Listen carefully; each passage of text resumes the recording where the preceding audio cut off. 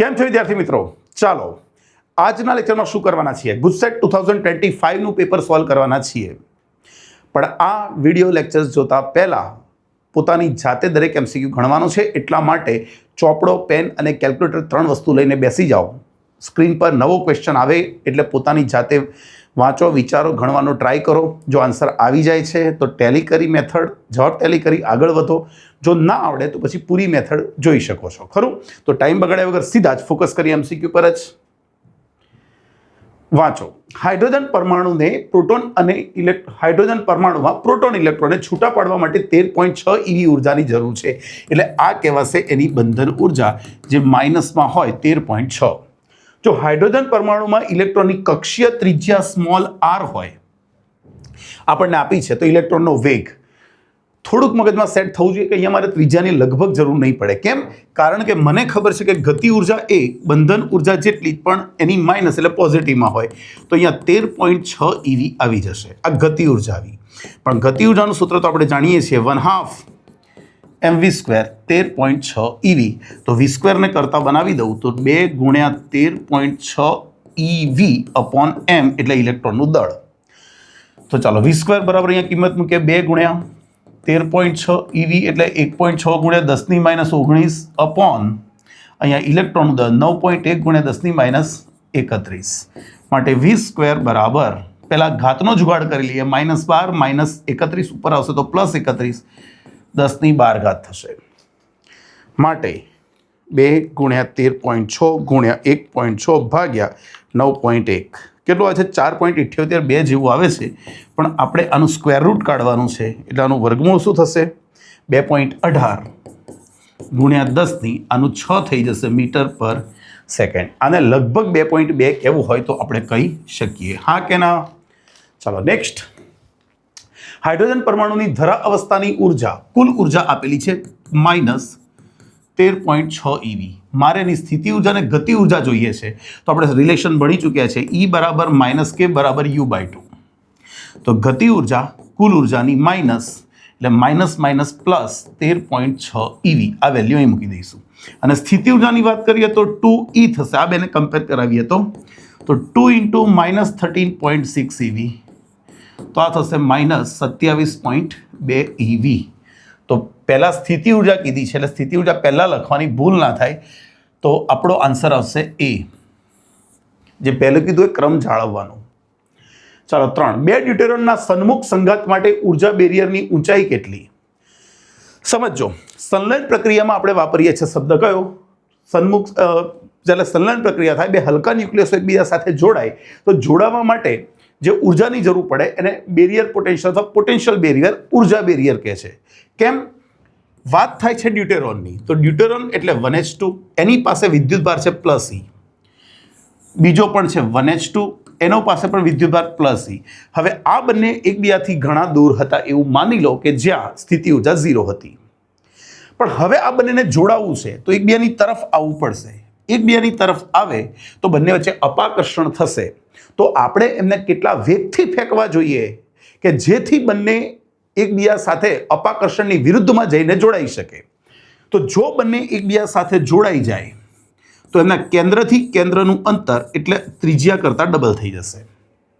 અને ગતિ ઉર્જામાં થતો ફેરફાર બરાબર સ્થિતિ ઉર્જામાં થતો ફેરફાર ઋણ ચિહ્ન અવગણતા.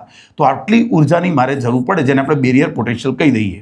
અને સ્થિતિ ઉર્જા K Q1 Q2/R, પણ R તરીકે અહીંયા 2R લેવું પડશે. પ્રારંભમાં સ્થિતિ ઉર્જા 0 લઈ લેવાની છે. ખરું? તો આ જ બેરિયર પોટેન્શિયલ થઈ જશે. ચાલો K એટલે 9 × 10⁹.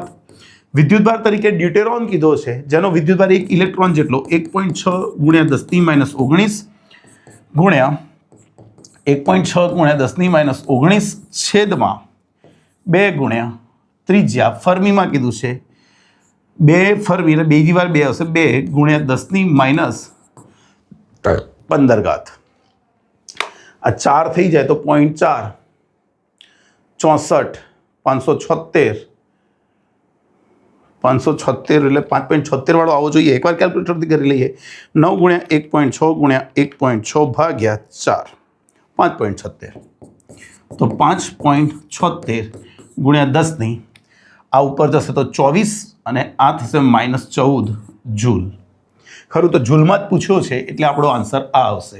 બની શકે અહીંયા ઈવીમાં પણ પૂછી શકે, તો એ સંજોગોમાં આપણે 5.76 ગુણ્યા 10⁻14 ભાગ્યા 1.6 ગુણ્યા 10⁻19, તો આ થશે 3.6 ગુણ્યા 10⁵ ઈવી. જો આને તમે લખો તો 360 ગુણ્યા 10⁻3 ઈવી, 360 કિલો ઇલેક્ટ્રોન વોલ્ટ. આવો જવાબ આવે જે ચોપડીમાં આપેલો છે, ટેક્સ્ટ બુકમાં આ જવાબ આપેલો છે. ખરું? નેક્સ્ટ ચોથું, સૂર્યમાં થતી પ્રોટોન પ્રોટોન સંલયન પ્રક્રિયાની કુલ અસર દર્શાવતું સમીકરણ પૂર્ણ કરવા માટે યોગ્ય વિકલ્પ પસંદ કરો. આપણને ખબર છે સૂર્યમાં જે પ્રોટોન પ્રોટોન સાયકલ ચાલે છે એમાં 4 હાઇડ્રોજન જોડાય છે, તો એના ભોગે બને છે એક તો 2He4. કોણ બને છે? Helium nucleus. ખરું કે નહીં? અને આખી સાયકલમાં ઉર્જા 26.7 મેગા ઈવી ઉર્જા છૂટી પડે છે. તો આવો આપણને આન્સર બીમાં મળી જાય છે. પાંચમું, કોણ આઇસોટોનની જોડ છે? આઇસોટોન ન્યુટ્રોન સરખા હોવા જોઈએ, n સમાન એટલે a - z થઈ અને સમાન થવું જોઈએ. a અલગ હશે, z અલગ હશે, પણ a - z તફાવત સરખો હોવો જોઈએ. જો અહીંયા કહીએ તો દેખો a સરખા છે, z અલગ છે, આ નહીં બેસે. અહીંયા પણ a સરખા છે, z અલગ છે એટલે નહીં બેસે. અહીંયા z સરખા છે, આ બંને એકબીજાના આઇસોબાર કહેવાય, આ આઇસોટોપ્સ કહેવાય. અને અહીં જોઈએ તો 198 - 80 એટલે 118 અને 197 - 79 એટલે પણ 118. તો બંનેમાં ન્યુટ્રોનની સંખ્યા સરખી છે એટલે આ બંને એકબીજાના આઇસોટોન્સ કહેવાય. ખરું કે નહીં? 6, પરિપથમાંથી વહેતો પ્રવાહ કેટલો હશે? આપેલ ડાયોડ આદર્શ છે. ભાઈ સૌથી પહેલા પરિપથમાં ડાયોડને જોઈએ અને ચેક કરીએ કે ડાયોડ કયા જોડાણમાં છે, ફોરવર્ડ બાયસમાં છે કે રિવર્સ બાયસમાં છે. અને ફોરવર્ડ બાયસમાં જો જોડાયેલો હોય તો જ પ્રવાહનું વહન થાય. અને ફોરવર્ડ બાયસ માટે જે P છે એ પ્લસ સ્થિતિમાને હોવો જોઈએ અને N છે એ ઋણ સ્થિતિમાને હોવો જોઈએ ફોરવર્ડમાં. રિવર્સમાં આ ઋણ હશે અને આ પ્લસ હશે. ખરું? તો અહીંયા સૌથી પહેલા બંને પ્લસ છે, આ પણ પ્લસ છે, આ પણ પ્લસ છે. પણ યાદ રાખો વિદ્યુત સ્થિતિમાન મહત્વનો નથી, સ્થિતિમાનનો ફેરફાર તફાવત મહત્વનો છે. તો જેનું સ્થિતિમાન વધારે હોય એ ધન ધ્રુવ ગણાય, જેનું સ્થિતિમાન ઓછું હોય એ ઋણ ધ્રુવ ગણાય. તો અહીંયા +6 છે, આ +5 છે, તો આ ધન ધ્રુવ કહેવાય, આ ઋણ ધ્રુવ કહેવાય. અને એના કારણે આ થઈ ગયો કોણ? ફેસબુક નહીં, ફોરવર્ડ બાયસ. ખરું કે નહીં? તો અહીંયા પ્રવાહનું વહન થશે અને જો પ્રવાહ વહે તો V/R. V એટલે આપણે બંને છેડા વચ્ચેનો પીડી ડેલ્ટા V લેવાનો છે. 6 - 5 એટલે 1 અને અવરોધ કેટલો છે તો 100. તો આ થશે 10⁻² ઓહ્મ. આન્સર મિલીમાં લાવવાનો છે તો 10 × 10⁻³ લખી શકો. તો આને અરે બચ્ચાઓ અહીંયા એકમ મેં ખોટો લખ્યો છે, એકમ ખોટો લખ્યો છે. એકમ શું આવશે? એમ્પિયર. તો 10 મિલી એમ્પિયર આન્સર આવી જાય. ખરું કે નહીં? ચાલો 7th, જ્યારે પીએન જંક્શનને રિવર્સ બાયસ આપવામાં આવે ત્યારે શું થાય? ચાલો પહેલા ફોરવર્ડ આપવામાં આવે, રિવર્સ આપવામાં આવે, બંને ચર્ચા કરી લઈએ. જ્યારે પીએન જંક્શનને ફોરવર્ડ બાયસ આપવામાં આવે ત્યારે બાહ્ય બેટરીનું વિદ્યુત ક્ષેત્ર અને ડેપ્લેશન વિસ્તારનું વિદ્યુત ક્ષેત્ર બંને પરસ્પર વિરુદ્ધ દિશામાં આવી જાય. અને એને કારણે ડેપ્લેશન વિસ્તારમાં N વિભાગના જે ઇલેક્ટ્રોન્સ છે એને P વિભાગમાં જવું હોય તો પેલું બાહ્ય વિદ્યુત ક્ષેત્ર હેલ્પ કરશે એટલે બેરિયર પોટેન્શિયલમાં ઘટાડો થાય. પણ જ્યારે રિવર્સ બાયસ જોડવામાં આવે ત્યારે બાહ્ય વિદ્યુત ક્ષેત્ર અને પીએન જંક્શન ડાયોડનું વિદ્યુત ક્ષેત્ર બંને એક જ દિશામાં આવી જાય એટલે N વિભાગના ઇલેક્ટ્રોન હવે P વિભાગમાં તો ક્યારેય પહોંચવાના નથી. અને એના કારણે શું થયું કે બેરિયર પોટેન્શિયલમાં એનો વધારો થયો. તો શું કરે છે? પીએન જંક્શનને રિવર્સ બાયસ આપીએ ત્યારે પોટેન્શિયલ બેરિયરની ઊંચાઈ વધારે છે. યાદ રાખજો, ફોરવર્ડ બાયસ પોટેન્શિયલ બેરિયરની ઊંચાઈ ઘટાડે છે, ડેપ્લેશન વિસ્તારને સાંકડું બનાવે છે, જ્યારે રિવર્સ બાયસ એને જાડું વધારે પહોળું બનાવે છે અને બેરિયર પોટેન્શિયલની ઊંચાઈ પણ વધારે છે. 8મું, એક રેક્ટિફાયરમાં વપરાયેલ ફિલ્ટર પરિપથમાં લોડ અવરોધનું મૂલ્ય 200 ઓહ્મ છે. ભાઈ લોડ અવરોધ કેટલો છે? 200 ઓહ્મ. કેપેસિટન્સનું મૂલ્ય કેટલું છે? 15 માઇક્રોફેરાડ. તો સમય અચળાંક યાદ રાખવાનું, ફિલ્ટર પરિપથમાં આપેલું જ છે. સમય અચળાંક એટલે કોણ? RC. RC પરિપથ હોય, અવરોધ કેપેસિટર ધરાવતો પરિપથ, તો કેપેસિટરમાં ચાર્જિંગ ડિસ્ચાર્જિંગની ઘટનામાં આમ તો ટોપિક નથી, છતાં પણ એક વર્ડ વાપરેલો છે કે સમય અચળાંક એટલે આરસી કહેવાય. તો આર ગુણ્યા સી જ કરવાનું છે. 200 ગુણ્યા 15 માઇક્રો એટલે 10⁻6 ખરું ને? આ આર થશે ને આ તમારું સી થશે. આ કેટલું થઈ ગયું? 3000 ગુણ્યા 10⁻6 આ થશે 3 ગુણ્યા 10⁻3 સેકન્ડ, 3 મિલી સેકન્ડ એવો આન્સર આવી જાય.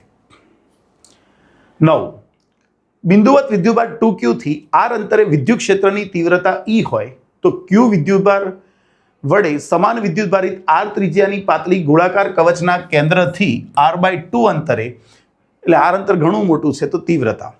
ભાઈ સૌથી પહેલા શું કીધું છે જોઈ લઈએ. ચલો, એક વિદ્યુતભાર છે 2q, એનાથી આર અંતરે સ્થિતિમાન આપેલું છે કેટલો?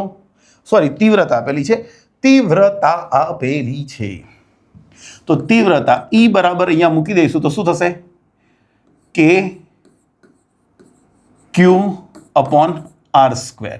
એટલે શરૂઆતની તીવ્રતા જો મારે કેવી હોય તો અહીંયા લખી દઈએ E બરાબર 2KQ અપોન આર સ્ક્વેર. જે કઈની તીવ્રતા છે? અહીંની તીવ્રતા છે.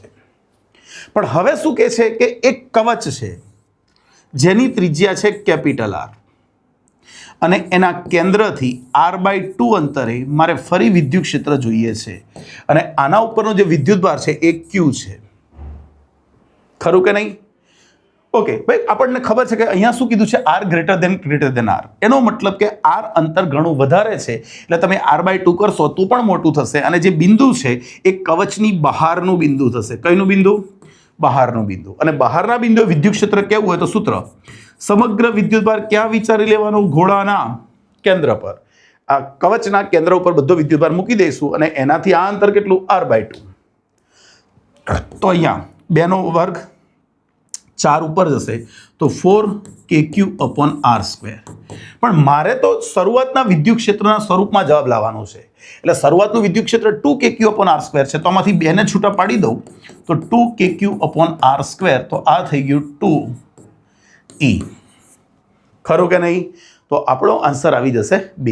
નેક્સ્ટ 10 x અક્ષ પર 0.5 r જેટલા સમાન અંતરે q મૂલ્યના 15 વિદ્યુતભારો ગોઠવેલા છે જેના કેન્દ્ર પર કોઈ એક વિદ્યુતભાર હોય તેવા 1.5 r ત્રિજ્યાના ગોળીય બંધ પૃષ્ઠ સાથે સંકળાયેલ મહત્તમ વિદ્યુત ક્ષેત્ર. જો શું કહે છે કે એક રેખા છે, x અક્ષ ધારી લો, એના ઉપર અહીંયા ટોટલ 15 વિદ્યુતભારો મૂકેલા છે. 1 2 3 4 5 6 7 8 10 11 12 13 14 15. ઓકે, હવે આ દરેક વચ્ચેનું અંતર તમને કીધું છે 0.5 r. હવે તમારે જેના કોઈ એક કેન્દ્ર પર કોણ હોય? વિદ્યુતભાર હોય એવો એક 1.5 r ત્રિજ્યાનું બંધ પૃષ્ઠ વિચારવાનું છે. તો હું એક કામ કરું, આને કેન્દ્ર લઈ લઉં, આનાથી 1.5 r એટલે આ અંતર 0.5 r 0.5 r 0.5 r એટલે ટોટલ અંતર થયું 1.5 r. આને કેન્દ્ર, આટલી ત્રિજ્યાને એક આપણે શું વિચારી દીધો? આ ગોળો વિચારી દીધો. આની અંદરનું ફ્લક્સ ગણવાનું છે, આની સાથે સંકળાયેલું ફ્લક્સ. આપણે એક જ સૂત્ર જાણીએ કે ફ્લક્સ એટલે ઘેરાતો કુલ વિદ્યુતભાર અપોન ε0 ગાઉસના નિયમ અનુસાર. તો આ ગોળાકાર કવચ તમે વિચારો, એની અંદર વિદ્યુતભાર કેટલો આવ્યો? ગોળાની અંદર વિદ્યુતભાર કેટલો આવ્યો? ચાલો કેટલા વિદ્યુતભારો છે ગણીએ. 1 2 3 4 5 6 7. તો ટોટલ વિદ્યુતભારો કેટલા ઘેરાય છે? 7. તો 7Q અપોન ε0. ખરું કે નહીં? તો આપણો જવાબ આવી જશે B. વાસ્તવમાં એક સાચી હકીકત કહું, ટેકનિકલી ખોટો કહેવાય, કારણ કે આ જે બિંદુ ખરું ને એ જસ્ટ સપાટી પર આવે છે, તેનો અડધો વિદ્યુતભાર ગોળાની બહાર જશે અને અડધો વિદ્યુતભાર ગોળાની અંદર આવશે. આ બિંદુ પણ સપાટી પર કહેવાય, તેનો અડધો બહાર જશે, અડધો અંદર આવશે. ખ્યાલ આવે છે? તો પછી એ સંજોગોમાં આપણે એની સાથે સંકળાતું ફ્લક્સ ગણીએ તો 6Q લખવું જોઈએ પણ ચાલશે. અહીંયા ઓપ્શન આપ્યો નથી, 7Q અપોન ε0. 11 ગુરુત્વ મુક્ત અવકાશમાં E તીવ્રતાવાળા સમાન વિદ્યુત ક્ષેત્રમાં 2m દળના Q વિદ્યુતભારને સ્થિર રાખેલ છે. વીજભારને મુક્ત કરતા n સેકન્ડ બાદ તેની ઝડપ. ચાલો, આપણને ખબર છે કે E જેટલા વિદ્યુત ક્ષેત્રમાં કોઈ Q વિદ્યુતભાર છે એને મૂકો તો એના ઉપર બળ લાગશે. કેટલું બળ લાગશે? F બરાબર QE. પણ આપણે જાણીએ છીએ એફ બરાબર તો શું સૂત્ર થાય એમ એ બરાબર ક્યુ ઈ પણ અહીંયા ધ્યાનથી જોવાનું કે વિદ્યુતભાર ક્યુ છે દળ 2m છે ગયા વખતે સ્કોલર છોકરાઓએ પણ આવી ભૂલ કરી હતી કે અહીંયા એમ જ લઈ લીધું હતું અહીંયા જોવાનું દળ 2 આપ્યું છે તો અહીંયા 2 લેવું પડશે તો પ્રવેગ થઈ જશે QE upon 2m તો હવે n સેકન્ડ પછી એની ઝડપ જોઈએ છે તો ઝડપનું સૂત્ર પ્રવેગી ગતિ માટે શું સૂત્ર છે v બરાબર v0 પ્લસ at પ્રારંભિક વેગ કેટલો લઈ લો 0 પ્રવેગ કેટલો લઉં QE upon 2m અને સમય કેટલો n તો આપણો જવાબ આવી જશે QEn upon 2m હા કે ના ચાલો નેક્સ્ટ 12 2l લંબાઈના ચોરસના શિરોબિંદુઓ પર પ્લસ ક્યુ માઇનસ ક્યુ વિદ્યુતભારોને આકૃતિમાં દર્શાવ્યા પ્રમાણે ગોઠવેલા છે પ્લસ ક્યુ અને માઇનસ ક્યુ વિદ્યુતભારોનું મધ્યબિંદુ એ છે ત્યાં સ્થિતિમાન ગણવાનું છે એક વસ્તુ યાદ રાખવાનું જ્યારે સ્થિતિમાન ગણવાનું હોય ત્યારે કે જેટલા વિદ્યુતભારો એટલા વિદ્યુત સ્થિતિમાનો માટે કુલ વિદ્યુત સ્થિતિમાન ગણવું હોય તો બધા વિદ્યુત સ્થિતિમાનોનો બેઝિક સરવાળો તો આપણી પાસે બે ધન છે અને બે ઋણ છે જો આનાથી આનું અંતર L છે આ અંતર તમને કીધું છે 2L તો જો આનાથી આ અંતર કેટલું થશે આ 2L આ L એટલે પાયથાગોરસ વાપરીશું તો 2L નો સ્ક્વેર એટલે 4L square plus L square એટલે આ અંતર તમારું થશે √5L અને આ અંતર પણ થશે √5L તો જે એ બિંદુ છે એ પ્લસ ક્યુ બંનેથી કેટલા અંતરે છે L અંતરે છે તો આના લીધે અહીંયા સ્થિતિમાન કેટલું બચાવો KQ/L પેલાના કારણે પણ નીચેવાળો જે છે એના કારણે પણ KQ/L આનો વિદ્યુતભાર માઇનસ છે એટલે minus KQ upon √5L minus KQ upon √5L તો આને સિમ્પલ વસ્તુ કહી દેવાય બધામાંથી શું common KQ common L common 1 plus -1/√5 -1/√5 તો આ KQ upon L આમ તો ડાયરેક્ટ ડબલ કરી નાખતા તો ચાલતું પણ આ તો મેં જસ્ટ તમને બતાવ્યું અને આમાંથી હવે 2 કોમન કાઢી લો તો 2KQ upon L 1 - 1/√5 where is that answer it is in C ખરું આવડવું જોઈએ 13 આર ત્રિજ્યાના એક ગોળાકાર સુવાહકની સપાટી પર આટલો વિદ્યુતભાર વિતરિત થયેલો છે સુવાહકની અંદરના વિસ્તારમાં વિદ્યુત સ્થિતિમાન અને સપાટી પર મળતા વિદ્યુત ક્ષેત્રનો તીવ્રતાનો ગુણોત્તર એક સુવાહક છે એના ઉપર વિદ્યુતભાર આવેલો છે ભાઈ બધો વિદ્યુતભાર ક્યાં હશે કહો તો મને આ બધો વિદ્યુતભાર એની સપાટી ઉપર આવેલો હોય અને અંદરના ભાગે તમે જોવા જાઓ તો ચોખ્ખો વિદ્યુતભાર 0 ચોખ્ખું વિદ્યુત ક્ષેત્ર 0 અને અંદર સ્થિતિમાન કેટલું ભાઈ સ્થિતિમાન તો જેટલું એની સપાટી પર હોય એટલું થઈ જાય કારણ કે આ ગોળાને આપણે બંધ ગોળો આ ગોળાને આપણે પોલો ગોળો વિચારી લેવાનો કારણ કે બધો વિદ્યુતભાર સપાટી પર આવી ગયો તો સપાટી પર સ્થિતિમાન જેટલું હોય VS તો અંદરના બિંદુએ પણ સ્થિતિમાન એટલું જ હોય તો આપણે કોનો ગુણોત્તર જોઈએ છે અંદરના બિંદુએ સ્થિતિમાન એટલે V અંદરના બિંદુએ અને સપાટી પરનું વિદ્યુત ક્ષેત્ર સપાટી એટલે S પરનું વિદ્યુત ક્ષેત્ર ચાલો વિદ્યુત સ્થિતિમાન કોના જેટલું એ તો સપાટી જેટલું જ હોય ભાઈ VS અને અપોન ES આ થઈ ગયું તમારું KQ/R અને આ થશે KQ/R²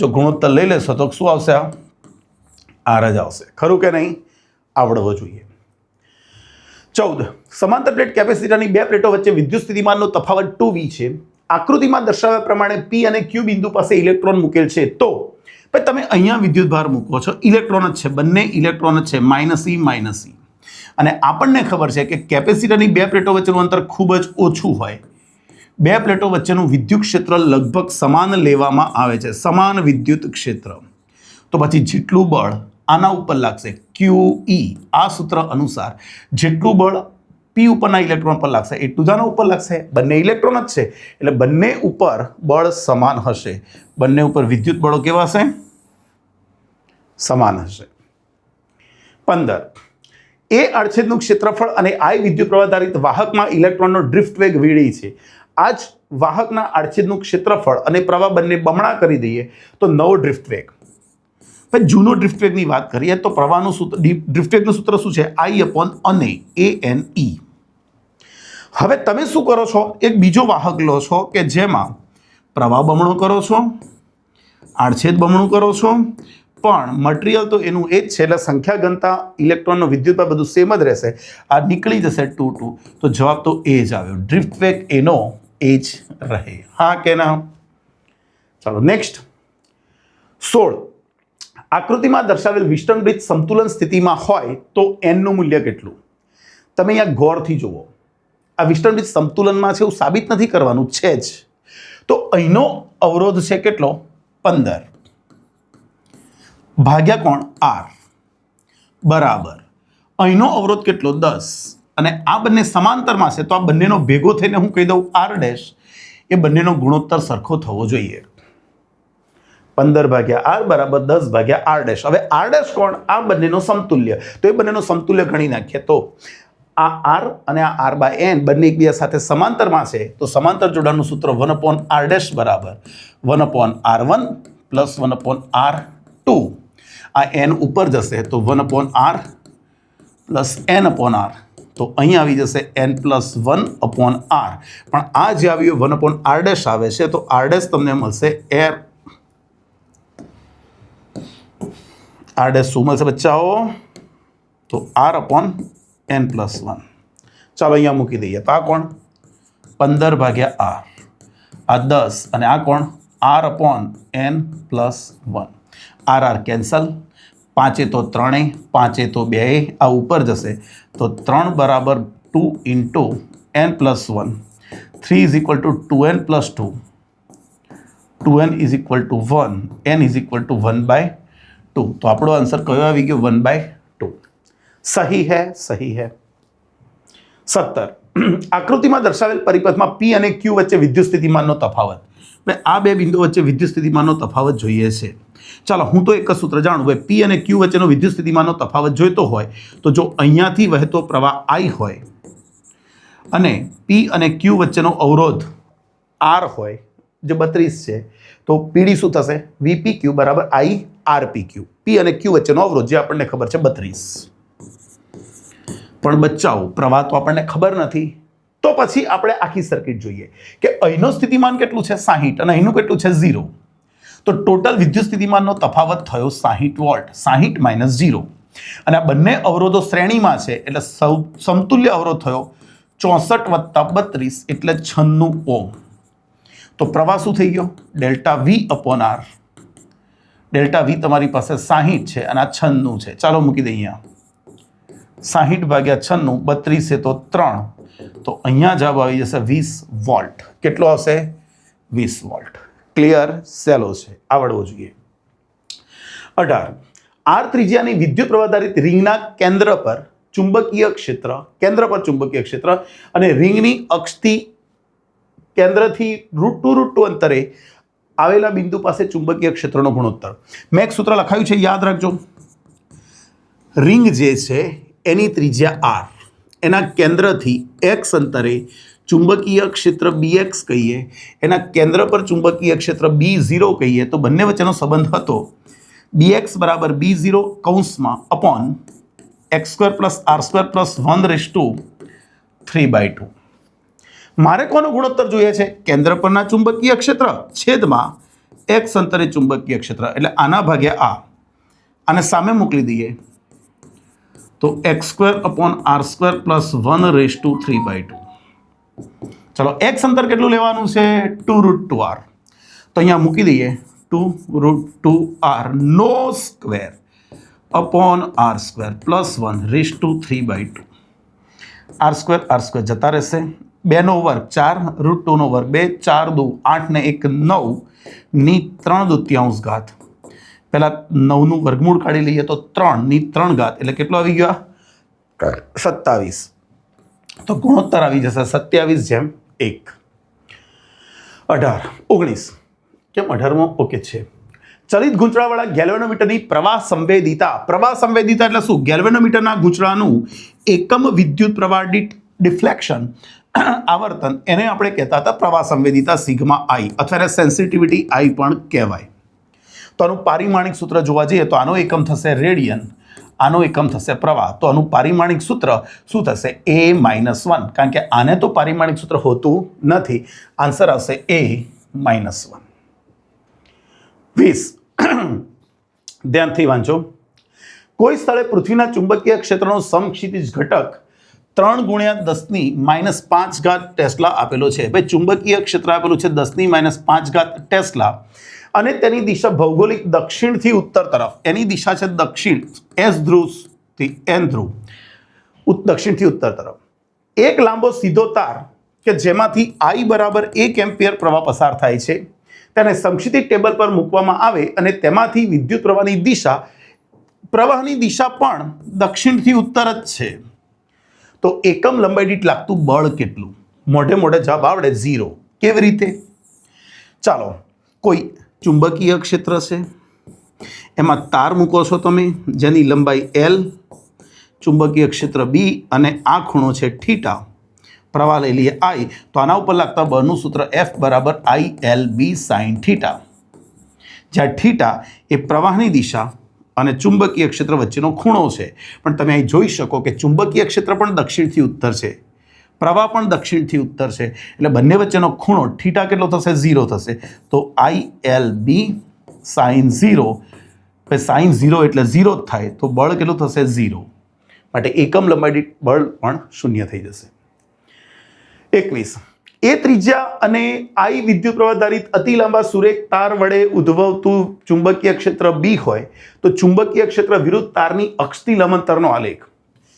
ચેપ્ટર 4 માં ભણી ચૂક્યા છીએ કે આ તાર છે, આ એની અક્ષ છે, અરે અહીંયાથી આ ત્રિજ્યા છે એ જેટલી, એની અક્ષથી r અંતરે ચુંબકીય ક્ષેત્રની વાત કરીએ તો આ જે બિંદુ થશે, આ બિંદુ એ અંદરનું બિંદુ થશે. આ જે બિંદુ લેસ ધેન એ અને આ થશે ગ્રેટર ધેન એ.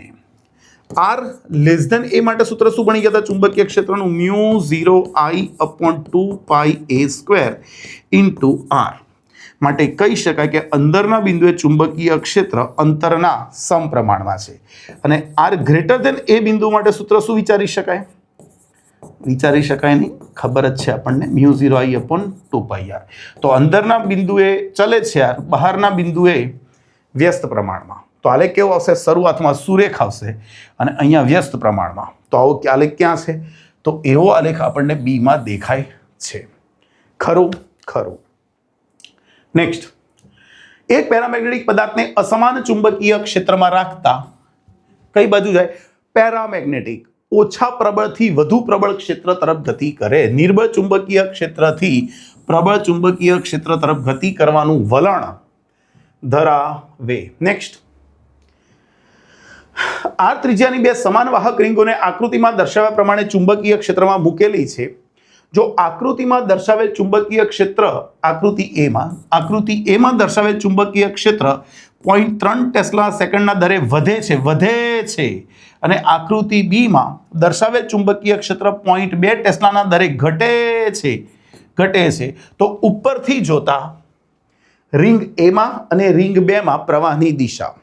ચાલો સૌથી પહેલા યાદ કરીએ કોને? લેન્સને. ભાઈ લેન્સ શું કે તમે એવો કોઈ પણ પ્રયત્ન કરશો કે ગૂંચળા સાથે સંકળાયેલું ચુંબકીય ફ્લક્સ બદલાય. તમે એવો કોઈ પણ પ્રયત્ન કરશો કે ગૂંચળા સાથે સંકળાયેલું ચુંબકીય ફ્લક્સ બદલાય તો એના કારણે જે EMF ઉત્પન્ન થશે એ એવો પ્રવાહ ઉત્પન્ન કરશે કે એના કારણે જે ચુંબકીય ક્ષેત્ર ઉત્પન્ન થાય એ તમે જે ફેરફાર કરવાનો પ્રયત્ન કરો છો એનો વિરોધ કરશે. એનો મતલબ હું ગૂંચળા સાથે સંકળાયેલા ફ્લક્સમાં વધારો કરવાની કોશિશ કરીશ તો ગૂંચળામાં પ્રેરિત પ્રવાહ એવું ચુંબકીય ક્ષેત્ર ઉત્પન્ન કરશે કે જેને ઘટાડવાની કોશિશ કરશે. હું ચુંબકીય ક્ષેત્ર ઘટાડવાની કોશિશ કરીશ તો એ એવો પ્રવાહ ઉત્પન્ન કરશે કે જે ચુંબકીય ક્ષેત્ર વધારવાની કોશિશ કરશે. તો અહીંયા જોઈએ, પહેલી આકૃતિમાં ચુંબકીય ક્ષેત્ર જો આ બાહ્ય ચુંબકીય ક્ષેત્ર જે છે એ પુસ્તકના પાનને અંદર જતી દિશામાં છે અને બીજી આકૃતિ છે એમાં ડોટ બતાવ્યું છે, એનો મતલબ કે આ પુસ્તકના બાહ્ય ચુંબકીય ક્ષેત્ર એ આ બાહ્ય લખેલું છે ભાઈ અંદર જાય છે અને આ કઈ બાજુ જાય છે? બહાર તરફની દિશામાં ચુંબકીય ક્ષેત્ર છે. હવે અહીંયા તમે બાહ્ય ચુંબકીય ક્ષેત્ર શું કરો છો? વધારો છો. જો ચુંબકીય ક્ષેત્ર વધારશો તો આની સાથે સંકળાયેલા ફ્લક્સમાં વધારો થાય અને વધારો થાય તો શું થશે? અહીંયા એવો પ્રવાહ ઉત્પન્ન થાય, અહીંયા એવો પ્રેરિત પ્રવાહ ઉત્પન્ન થાય કે એનું ચુંબકીય ક્ષેત્ર ફ્લક્સને ઘટાડવાની કોશિશ કરે અને ઘટાડવા માટે શું કરશે? તો બાહ્ય ચુંબકીય ક્ષેત્ર વધે છે તો એને ઘટાડવાની કોશિશ કરશે અને ઘટાડવા માટે બાહ્ય ચુંબકીય ક્ષેત્ર જે દિશામાં હોય એની વિરુદ્ધ દિશાનું ચુંબકીય ક્ષેત્ર ઉત્પન્ન કરે. તો બાહ્ય ચુંબકીય ક્ષેત્ર અંદર તરફ છે તો અહીંયા ઉત્પન્ન થતું ચુંબકીય ક્ષેત્ર એની વિરુદ્ધ દિશા એટલે કે બહાર તરફ હશે. તો અહીંયા રિંગમાં પ્રવાહ એવો હોવો જોઈએ કે જે બહારનું ચુંબકીય ક્ષેત્ર ઉત્પન્ન કરે અને બહારનું ચુંબકીય ક્ષેત્ર ઉત્પન્ન કરવા માટે પ્રવાહ આ દિશામાં વહેવો જરૂરી છે. Right hand rule. ખરું? તો વિષમઘડી દિશામાં થયું. આ સેમ વસ્તુ અહીંયા તમે ચુંબકીય ક્ષેત્ર ઘટાડવાની કોશિશ કરો છો. ઘટશે તો આની સાથે સંકળાયેલું ફ્લક્સ પણ ઘટશે અને ફ્લક્સ ઘટશે તો ઉત્પન્ન થતો પ્રવાહ ફ્લક્સને વધારવા માટે ચુંબકીય ક્ષેત્રને વધારવાની કોશિશ કરશે અને એના કારણે એ એવું ચુંબકીય ક્ષેત્ર ઉત્પન્ન કરશે કે જે બાહ્ય ચુંબકીય ક્ષેત્રની દિશામાં હોય. તો આપણું બાહ્ય ચુંબકીય ક્ષેત્ર બહાર તરફ છે તો અહીંયા ઉત્પન્ન થતું ચુંબકીય ક્ષેત્ર પણ હેલ્પિંગ કન્ડિશનમાં બહાર તરફ જ આવે એટલે આવું થાય. તો બંને કિસ્સામાં વિષમઘડી થાય. ગયા વખતે અમારા એક સ્કોલર છોકરાએ ભૂલ કરી હતી, ધ્યાન રાખજો. એણે શું કર્યું હતું, ભાઈ સર હાથમાં પેન હતી ને તો મેં ડાબો હાથ યુઝ કરી લીધો. હવે ડાબો યુઝ કરી લીધો તો સીન થઈ ગયો. જો બહારનું ચુંબકીય ક્ષેત્ર જો લાવવું હોય તો આ તો સમઘડી થઈ ગયું. હાથ જમણો આ કહેવાય. ખરું? જેનાથી મોટા ભાગે આપણે ખાતા હોઈએ. 24 પાસે રહેલા ગુચરાના જોડનું અન્યોન્ય પ્રેરકત્વ એમ તમને આપેલું છે 2 હેનરી. આ ગુચરામાં 0.15 સેકન્ડમાં પ્રવાહનો ફેરફાર 0 થી 30 એમ્પિયર થાય એટલે ડેલ્ટા આઈ તમને આપેલું છે 30 એમ્પિયર. તો ગુચરા સાથે સંકળાયેલા ફ્લક્સનો ફેરફાર કેટલો? ઓકે ભાઈ, અન્યોન્ય પ્રેરકત્વનું સૂત્ર ફ્લક્સમાં થતો ફેરફાર ભાગ્યા પ્રવાહ. ફ્લક્સ બીજાનું, પ્રવાહ પહેલાનો ચાલશે. ચાલો ફ્લક્સમાં ફેરફાર આપણે ગણવો છે તો ડેલ્ટા ફાઈ બરાબર શું મૂકી દઉં, એમ ઇન્ટુ ડેલ્ટા આઈ. એમ આપણી પાસે છે 2 અને પ્રવાહનો ફેરફાર 30 તો આ થઈ ગયું 60 વેબર. ક્યાં છે આવો જવાબ? 60 વેબર. પણ હવે જો ઈએમએફ પૂછ્યું હોત ને, ઈએમએફ, તો આપણો જવાબ આવો આવતો delta phi upon delta T. તો ફ્લક્સ કેટલું થાત? આપણે ગણ્યું 60 અને પ્રવાહ કેટલો છે 0.15. આ થશે ભાગ્યા 15 કરી દઉં, 15 છે ને 0.15. ઓકે, તો અહીંયા 15 ચોક 60 તો 400 વોલ્ટ જેટલું ઉત્પન્ન થાય જો ઈએમએફ પૂછ્યું હોત તો. ખરું કે નહીં? ચાલો નેક્સ્ટ 25. એક એસી જનરેટરમાં ટી બરાબર 0 સમયે ઈએમએફ 0 છે. ભાઈ એસી જનરેટરમાં જે વોલ્ટેજ ઉત્પન્ન થાય એ કયા વિધેયને અનુસારે? હાર્મોનિક વિધેય. એટલે વી બરાબર સૂત્ર મૂકી શકીએ વીએમ. સાઇન ઓમેગા ટી પણ મુકાય, કોસ ઓમેગા ટી પણ મુકાય, સાઇન ઓમેગા ટી પણ મુકાય, કોસ ઓમેગા ટી પણ મુકાય. પણ 0 સમયે 0 છે તો 0 સમયે કયું વિધેય 0 હોય? સાઇન. તો પછી હું અહીંયા મૂકી દઉં સાઇન ઓમેગા ટી. અને હવે તમને એવું કહે છે કે તેનું મૂલ્ય, ચાલો ભાઈ હું કહી દઉં કે કયા સમયે 0 હશે? તો 0 સમયે 0 હશે. અને મહત્તમ કેવું હોય તો કયા સમયે? ભાઈ મહત્તમ થવા માટે આની વેલ્યુ 1 લેવી પડે તો સાઇન ઓમેગા ટી બરાબર 1, ઓમેગા ટી બરાબર 1, તો ટી બરાબર 1 અપોન ઓમેગા. અરે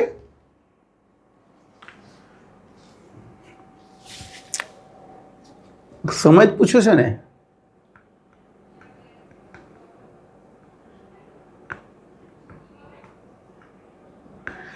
V बराबर V M sine omega T. अरे सही तो है, साइन ओमेगा. अरे सॉरी, અહીં ઓમેગા ટી 1 ક્યાંથી લીધું મેં? માણસ માત્ર સરને પાત્ર, સર માત્ર ભૂલને પાત્ર. અહીંયા પાઈ બાય 2 મૂકવાનું હતું. સાઇન કઈ જગ્યાએ 1 થાય? Pi by 2. તો ટી બરાબર જવાબ આવી જશે પાઈ અપોન 2 ઓમેગા. ક્યાં છે? પાઈ અપોન 2 ઓમેગા સમય મહત્તમ હશે. ખરું? અને લઘુત્તમ ફરી ક્યારે થશે? જો કહેવું હોય તો સાઇન ઓમેગા ટીની વેલ્યુ 0 થશે. તો ઓમેગા ટીની વેલ્યુ તમારે 0 તો 0 સમય 0 જ છે પણ એ સિવાય મૂકવું હોય ને તો n પાઈ, 2n પાઈ. આપણે પાઈના સમયે મૂકીએ છીએ તો અહીંયા પાઈ મુકાય, 2 પાઈ, 3 પાઈ, 4 પાઈ. તો તમે એ સમયે પણ મૂકી શકો. તો ટી બરાબર પાઈ અપોન ઓમેગા. આ રીતે આગળ મૂકતા જશો તો સમય આવતા જાય. પણ અહીંયા જે ઓપ્શન છે એના ઉપર ગૌર કરીએ તો આ જવાબ આપણો બેસશે. 26. એલસીઆર પરિપથમાં વોલ્ટેજનું મહત્તમ મૂલ્ય તેના આરએમએસ મૂલ્યનું આશરે કેટલા ટકા હશે? ભાઈ મહત્તમ મૂલ્ય એટલે √2 ઇન્ટુ વી આરએમએસ. હા કે ના? VRMS બરાબર 1/√2 VM VM/√2. તો આ થશે, આને કહેવાય 1.414 VRMS. આના ગુણ્યા 100 કરી દો તો 141.4%. તો મહત્તમ મૂલ્ય એ RMS મૂલ્યના કેટલા ટકા છે? 141.4% જેટલું. અને આનું ઊંધું પૂછે કે VRMS તો 1/√2 ઇન્ટુ VM. આ થશે 0.707 VM અને 100 વડે ગુણી નાખો તો 70.7% VM. ભૂલ ના થાય, મહત્તમ મૂલ્ય RMSના 141.4% અને VRMS મૂલ્ય VMના 70.7% જેટલું. ખરું? 27 નીચે આપેલ પૈકી કયા એસી પરિપથ માટે અનુનાદની સ્થિતિમાં પાવર ફેક્ટરનું મૂલ્ય 1 મળે? એટલે ભાઈ પાવર ફેક્ટર 1 મળે એટલે અનુનાદ થયો. અનુનાદમાં શું થાય? XL અને XC બંનેનું પરિણામી 0 થઈ જાય. ટૂંકમાં XL અને XC નો મૂલ્ય સરખા હોય. ભાઈ સરખા હોવા માટે બંને પરિપથમાં હોવા તો જોઈએ ને. પરિપથમાં એકલો L હોય કે એકલો C હોય તો ના ચાલે. અનુનાદ કરવા માટે L અને C બંને જોડે હોવા જોઈએ. તો જુઓ, અહીંયા માત્ર L કે ના મળે, CR કે તો L નથી એટલે ના મળે, LR કે તો C નથી એટલે ના મળે. કમ્પલસરી આપણને કોણ જોઈશે? LCR. 28 12 વોટના વિદ્યુત બલ્બ P બરાબર 12 વોટ પાવર આપ્યો છે. સ્ટેપ ડાઉન ટ્રાન્સફોર્મરને જોડતા આઉટપુટ વોલ્ટેજ જે મળશે એ RMS જ મળશે. એ તમને મળે છે 24 વોલ્ટ. તો પ્રવાહનું મહત્તમ મૂલ્ય હું એક જ સૂત્ર જાણું પહેલાં તો P બરાબર VI. P એટલે 12, V એટલે 24, તો I. પણ આ રીતે તમને જે મળશે એ તમને કોણ મળશે? RMS મળશે. તો I RMS તમને મળશે 1/2. પણ તમારે તો મહત્તમ મૂલ્ય જોઈએ છે તો IM બરાબર શું છે? √2 IRMS. √2 ઇન્ટુ 1/2 કિંમત મૂકો તો 1/√2 આન્સર આવી જાય. 29 ખાલી જગ્યાનો ઉપયોગ ઔષધીય શાખામાં કેન્સરગ્રસ્ત કોષોને નાબૂદ કરવા માટે થાય તો આપણે લખીએ છીએ ગામા કિરણો, કે એને રેડિયોલોજી કહીએ છીએ, કીમોથેરાપી જે કહી શકાય એ. 30 એક માધ્યમમાં પ્રકાશનો વેગ આપેલો છે. ભાઈ માધ્યમમાં પ્રકાશનો વેગ છે 200 ગુણ્યા 10⁸ સેન્ટીમીટર પર સેકન્ડ. ભાઈ ના ચાલે અને મીટરમાં ફેરવો તો 2 ગુણ્યા 10⁸ મીટર પર સેકન્ડ. C તમને આપેલો છે તો વક્રી ભવનાંક N બરાબર સૂત્ર C/V. C 3 ગુણ્યા 10⁸ ભાગ્યા 2 ગુણ્યા 10⁸. આ થશે 1.5. સિમ્પલ છે, આવડી જ જાય. 31 25 સેન્ટીમીટર જેટલી સમાન કેન્દ્ર લંબાઈ ધરાવતા અંતર્ગોળ અને બહિર્ગોળ લેન્સનું સંયોજન કરતા સંયોજનનો પાવર. ભાઈ બે લેન્સ એકબીજા સાથે જોડ્યા હોય તો સમતુલ્ય પાવર P1 પ્લસ P2. તો 1/F1 પ્લસ 1/F2. હવે તમે બંનેની કેન્દ્ર લંબાઈ જો સેમ જ છે, 25 હોય, 50 હોય કે 100 હોય, સેમ જ છે ને. હા, તો એકની કેન્દ્ર લંબાઈ F લેવી પડે અને બીજાની -F. કેમ બચાવો? એક અંતર્ગોળ છે, બીજો બહિર્ગોળ છે, તો આ સરવાળો તો 0 થઈ ગયો. તો પાવર કેટલો થઈ ગયો? 0. હા, કેન્દ્ર લંબાઈ કીધી હોત તો કેટલી થઈ જાત? અનંત. પણ પાવર કીધો છે એટલે પાવરમાં આન્સર મૂકવાનો છે આપણે 0. 32 એક સમબાજુ નહીં સમબાજુ પ્રિઝમ પર આપાત થતા કિરણ આપાત થતા લઘુત્તમ વિચલન કોણ 46 ડિગ્રી છે. સમબાજુ પ્રિઝમ એટલે પ્રિઝમ કોણ તમને મળશે 60 ડિગ્રી. વિચલન કોણ ડેલ્ટા કેટલો મળશે? 46. તો આપાત કોણ કેટલો? I પ્લસ E બરાબર A પ્લસ ડેલ્ટા. લઘુત્તમ વિચલન કોણ મૂકી દઉં અહીંયા તો I અને E સરખા થઈ જાય. ખરું ને? તો આની જગ્યાએ મૂકી દઉં 2I A plus delta M. આ 60 છે, આ 46 છે, તો I બરાબર 106/2. આ કેટલું આવી જશે? 53 ડિગ્રી. ખરો? આવડે. 43 સંયુક્ત માઇક્રોસ્કોપની ટ્યુબ લંબાઈ વધારતા મોટવણી. ભાઈ મોટવણીનું સૂત્ર શું છે સંયુક્ત માઇક્રોસ્કોપમાં? L/FO D/FE. જો ટ્યુબ લંબાઈ વધારશો તો મોટવણી પણ વધે છે. હા કે ના? 34 સમાન કળા તફાવત ફાઈ ધરાવતા બે ઉદ્ગમોમાંથી નીકળતા તરંગોની તીવ્રતા સરખી છે, I0 I0. આ તરંગોના સંપતિકરણને કારણે મળતા પરિણામી તરંગની તીવ્રતાનું સૂત્ર આપણે ભણી ગયા છીએ. બે તરંગો જે છે કોઈ જગ્યાએ સંપાત થાય એમની તીવ્રતાઓ I0 છે, તો પરિણામી તીવ્રતા I બરાબર 4I0 cos સ્ક્વેર 5/2 સૂત્ર જ છે ચોપડીમાં. તો કોના ઉપર આધાર રાખે? cos સ્ક્વેર 5/2 પર આધાર રાખશે. 35 બિંદુવત ઉદ્ગમમાંથી ફેલાવતો પ્રકાશ. ભાઈ બિંદુવત ઉદ્ગમમાં અને સમદિગ્ધર્મી માધ્યમમાં પ્રસરતું કિરણ તરંગ બધી દિશામાં સરખું અંતર કાપશે તો સરખા અંતરે આવેલા તમામ બિંદુ લઈને એક એક સપાટી બનાવીએ તો સપાટીનો આકાર કેવો હશે? ગોળાકાર. અને કેન્દ્ર લઈ r ત્રિજ્યાનો ગોળો વિચારો તો એના ઉપરનું દરેક બિંદુ સમાન અંતરે હશે, કળા પણ સમાન હશે. તો એવું જે તરંગ અગ્ર હશે એ કેવું હશે? ગોળાકાર. 36 યંગના 2 સ્લિટના પ્રયોગમાં 2 સ્લિટો વચ્ચેનું અંતર. હવે 2 સ્લિટો વચ્ચેનું અંતર આપેલું છે 0.54 mm, જેને કહીશું 5.4 × 10⁻⁴ મીટર. પડદો 1.8 મીટર દૂર રાખેલો છે. વાંચતા જાઓ, ડેટા બનાવતા જાઓ. છઠ્ઠી પ્રકાશિત સલાકા અને મધ્યસ્થ પ્રકાશિત સલાકા વચ્ચેનું અંતર 1.2 સેન્ટીમીટર છે. તો તરંગ લંબાઈ ગણવાની છે. ચાલો, પ્રકાશિત સલાકા માટે આપણે શું ગણીએ છીએ? પ્રકાશિત સલાકા માટે xd/d બરાબર n લેમ્બડા, પણ n એટલે છઠ્ઠી પ્રકાશિત છે એટલે આપણે 6 લીધી. તો તરંગ લંબાઈ ગણવાની છે તો લેમ્બડા બરાબર શું આવી ગયું? xd/6 capital D. x આપણી પાસે છે 1.2 × 10⁻². હા કે ના? સેન્ટીમીટરમાં છે તો મીટરમાં ફેરવ્યું. આ તમારી પાસે કેટલું છે? 5.4 × 10⁻⁴. 6 અને પેલું 1.8. 6 એ તો 0.9, 0.9 એ તો 2, 2 એ તો 6.6 × 10⁻⁶. આ થશે 6000 એંગસ્ટ્રોમ અથવા 600 નેનોમીટર. આપણે નેનોમીટરમાં જવાબ આપ્યો છે તો 600 નેનોમીટર આવી જશે. એક મીંડું કાપી નાખો તો 6 × 10⁻⁷ મીટર. આ થશે 600 નાનોમીટર. શું થશે? નાનોમીટર. 37 ધાતુની સપાટી પરથી ઇલેક્ટ્રોનના ઉત્સર્જન માટે જરૂરી વિદ્યુત ક્ષેત્ર લગભગ. ફોટો ઇલેક્ટ્રિક અસરમાં ભણી ગયા હતા એ ચેપ્ટરમાં કે ધાતુની સપાટી પર જ્યારે વિદ્યુત ક્ષેત્ર લાગુ પાડવામાં આવે, પ્રબળ વિદ્યુત ક્ષેત્ર, તો ઇલેક્ટ્રોન વિદ્યુત ક્ષેત્રના બળ QE ની અસર હેઠળ ખેંચાઈ આવશે. પણ એ માટે જરૂરી બળ આપણે ભણી ગયા હતા કે સપાટી પરથી E વિદ્યુત ક્ષેત્ર લાગુ પાડો તો QE જેટલું પ્રબળ બળ લાગશે અને ઇલેક્ટ્રોન સપાટી પરથી બહાર આવી જાય. આને કહેતા હતા ક્ષેત્રીય ઉત્સર્જન. યાદ છે? ક્ષેત્રીય ઉત્સર્જન. અને એ માટે E ની વેલ્યુ કેટલી હતી? 10⁸ વોલ્ટ પ્રતિ મીટર. યાદ રાખજો. આને તમારે સેન્ટીમીટર કેવું હોય? અને સેન્ટીમીટર કેવું હોય તો નીચે 10⁻100 અહીંયા 100 સેન્ટીમીટર લખો તો વોલ્ટ પ્રતિ સેન્ટીમીટર આવી જશે. 2 મીટર નીકળી જશે.